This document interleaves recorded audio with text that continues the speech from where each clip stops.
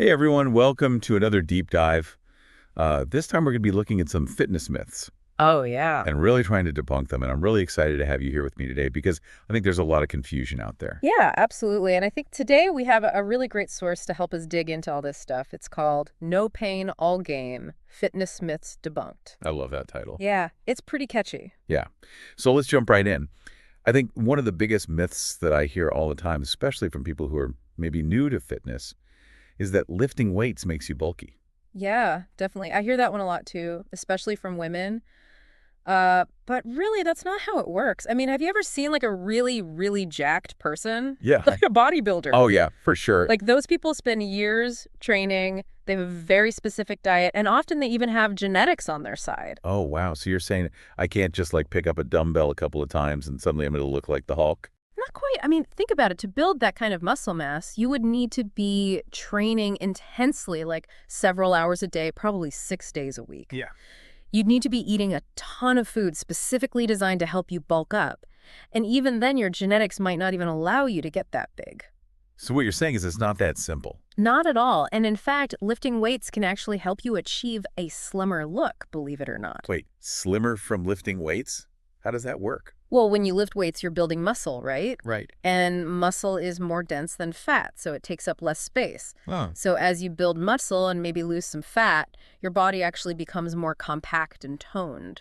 Okay, that makes sense. But I've always thought that if I want to lose weight, I need to focus on cardio.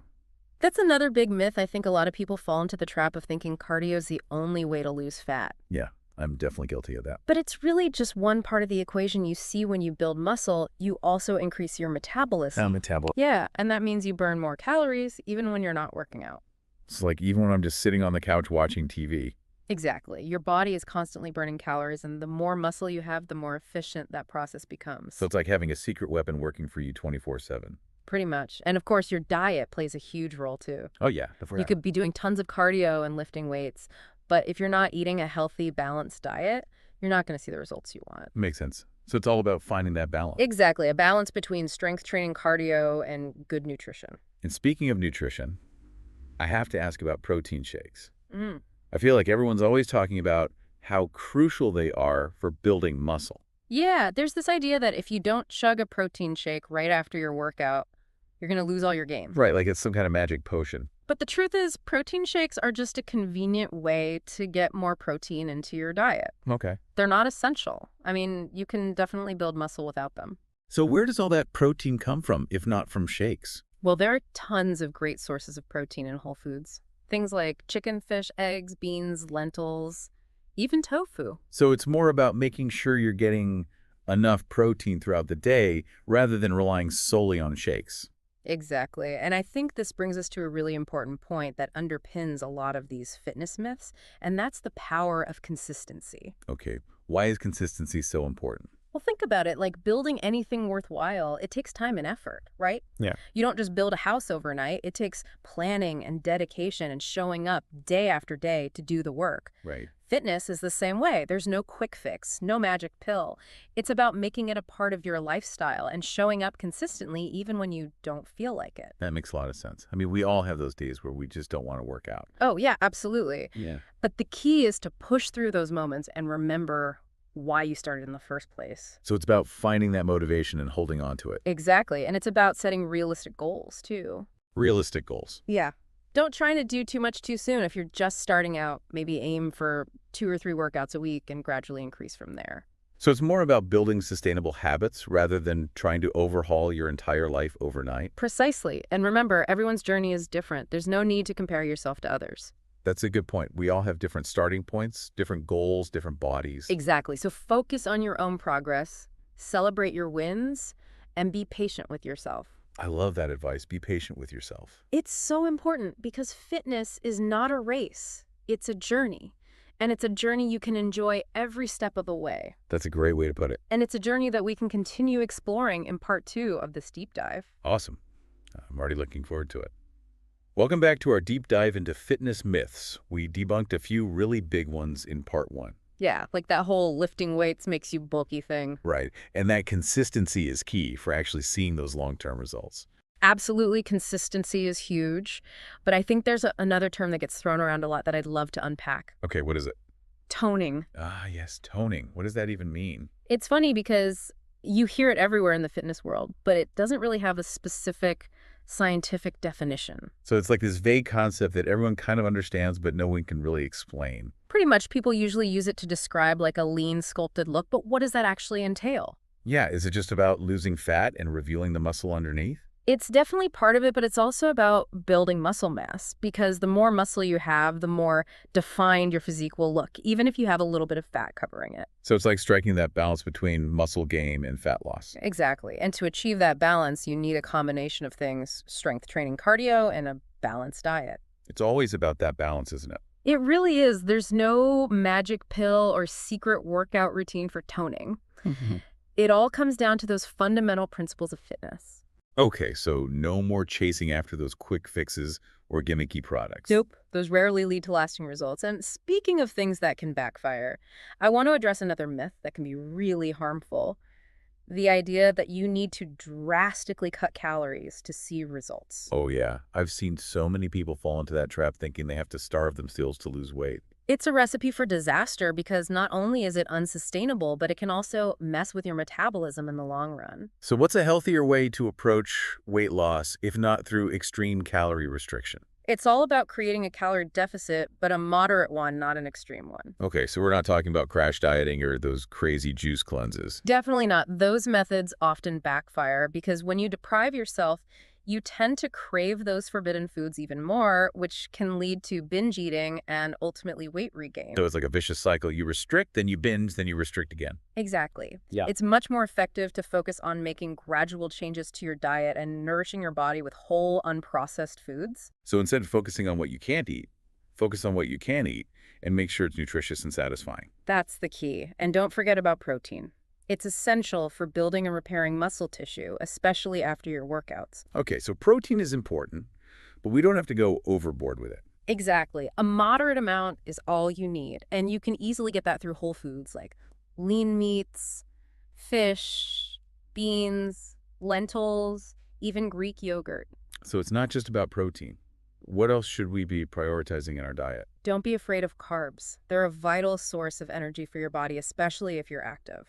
I think carbs get a bad rap sometimes. They do, but they're essential for fuel and for helping your muscles recover after exercise. Got it. And of course, we can't forget about hydration. Absolutely. Hydration is crucial for so many bodily functions, from regulating your temperature to transporting nutrients. So make sure you're drinking plenty of water throughout the day, especially if you're working out. Exactly. Aim for at least half an ounce to an ounce of water per pound of body weight each day. Okay, that's a good rule of thumb to keep in mind.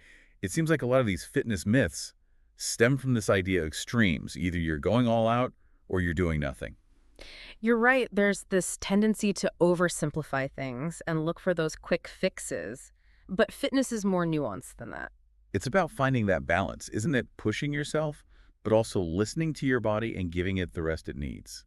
Exactly. Speaking of rest, I think it's often overlooked in the fitness world. People feel like they have to be constantly pushing themselves to see results. Yeah, I used to think rest days were for the weak. But rest is actually crucial for muscle recovery and growth. Okay, why is that? When you exercise, you're creating tiny tears in your muscle fibers, and those tears need time to repair and rebuild. So rest days are like essential repair time for our muscles. Exactly. And sleep plays a vital role too, because it's during sleep that our bodies release growth hormone, which is crucial for muscle repair. So if we're not getting enough sleep, we're not giving our bodies a chance to fully recover. Precisely. And that can lead to overtraining injuries and burnout. Okay, so rest is not a sign of weakness. It's a crucial part of the fitness journey. Absolutely. It's all about finding that balance between pushing yourself and allowing your body to recover so you can come back stronger. That makes sense. And speaking of plateaus, sometimes it feels like no matter how hard you work, you just hit a wall and your progress stalls. Plateaus are so frustrating, but they're a natural part of the fitness journey. So it's not necessarily a sign that we're doing something wrong. Not at all. Our bodies are incredibly adaptable, and they eventually become accustomed to our workout routines, which is why it's important to shake things up every once in a while. So how can we break through those plateaus and continue progressing? One effective strategy is to simply change things up. Try new exercises, increase the weight you're lifting, adjust the number of sets and reps you're doing, or experiment with different types of cardio. So keep your body guessing. Exactly. And another powerful technique is to focus on progressive overload, which basically means gradually increasing the demands you place on your muscles over time. So if I'm lifting weights, that would mean gradually increasing the weight I'm lifting or the reps I'm doing. Exactly, by consistently challenging yourself to do a little bit more than you did before you're forcing your muscles to adapt and grow. So it's all about finding that sweet spot, pushing your boundaries, but also listening to your body and allowing for adequate rest and recovery. You got it. That balance is the foundation of a sustainable and successful fitness journey. All right, welcome back to the final part of our deep dive into these fitness myths. Yeah, we've really covered a lot of ground, haven't we? Yeah, we've debunked some major misconceptions. I think we've really looked at the science behind things like muscle growth and fat loss. Yeah, and we've even tackled those pesky plateaus. Exactly. Yeah. So now I'm really curious to get into some more practical stuff, like some actual strategies that people can implement. Okay, yeah, sure. So let's dive into some specific workout techniques that I think can be really effective. Perfect. I'm all ears. All right, so one technique that I find incredibly effective is incorporating compound exercises into your routine. Okay, compound exercises.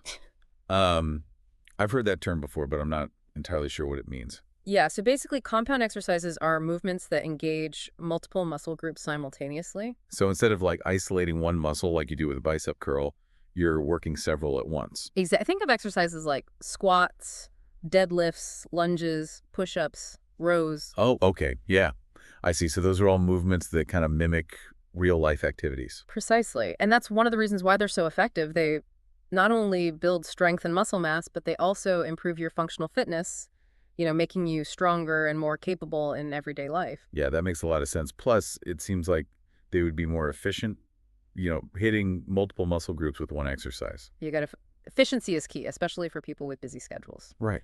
Now, another technique that I often recommend, especially for those looking to boost their metabolism and burn fat, is incorporating HIIT workouts into your routine. Okay. HIIT, high-intensity interval training.